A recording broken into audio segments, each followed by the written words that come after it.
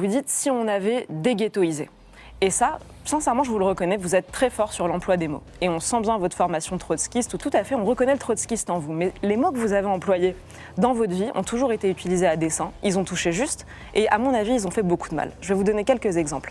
Quand vous parlez des banlieues qui se communautarisent parce que les Français s'en vont, parce qu'ils ne peuvent plus vivre comme ils vivent, et c'est une jeune fille du 93 qui vous le dit, vous parlez de ghetto. Quand vous parlez d'expulsion, de clandestins par exemple, ou de délinquants, vous parlez de rafles, pour bien nous rappeler l'époque ancienne d'une France qui s'était mal conduite.